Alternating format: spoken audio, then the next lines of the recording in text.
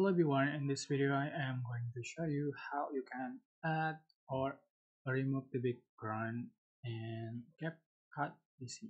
Alright, so select your videos or photos you want to edit, and for instance I'm going to select the image and I'm going to remove the background. So just click on the clip, select cut out, select chroma key or auto cut out. But here for the image I am going to select the chroma key and then select color picker. Just alright, select the color you want to remove and adjust for its strength and then shadow until you get the perfect.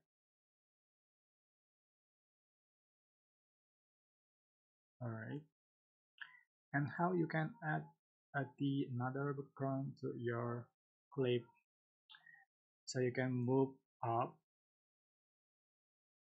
like this and select the background you want to add. For example, just going to select the photo and just for the aspect ratio to the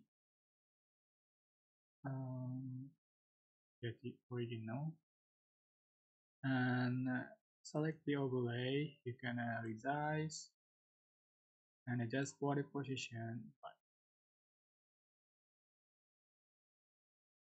Alright,